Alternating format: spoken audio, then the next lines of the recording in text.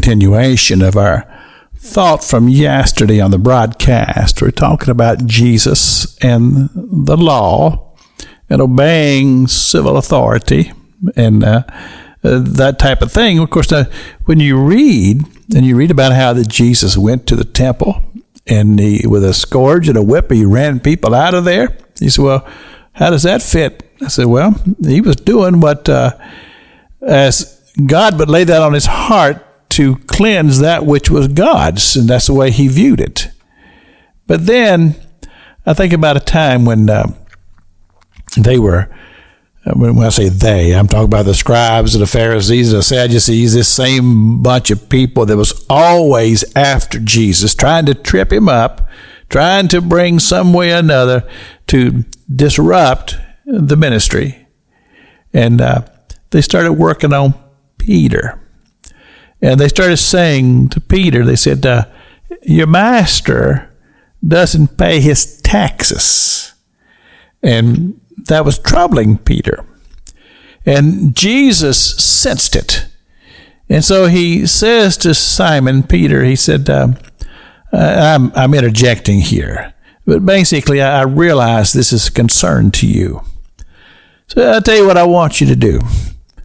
I want you to go down to the sea, and I want you to cast a hook. Just throw a line out there with a hook on it. And when you do, you'll bring in a fish. And when you have that fish in your hands, you open up his mouth, and in his mouth there will be some coins. And it will be enough money to pay my taxes. And there'll be enough money there to pay your taxes as well. So you say, well, Pastor King, what's the point here? Well, the point is that Jesus didn't skirt the law because he was Jesus, because he was anointed with the Holy Spirit and given his great ministry to go forth and to win people to heaven. He didn't take that as an opportunity to say, well, no, I don't have to obey the law. No, he said, go pay the taxes.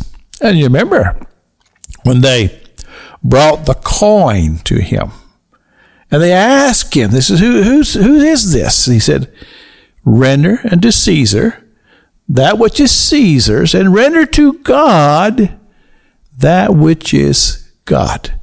So this is the point that Peter is teaching us here in the book of 1 Peter, chapter number 2, verse 13. Submit yourself to every ordinance of man for the Lord's sake, whether it be to the king as supreme, or unto governors. And you see, here's the thing. I got a little age on me now. I'm not a young man anymore. I've lived through a whole bunch of presidents. Some of them I really liked. Some of them I wasn't exactly thrilled with. But I prayed for every one of them.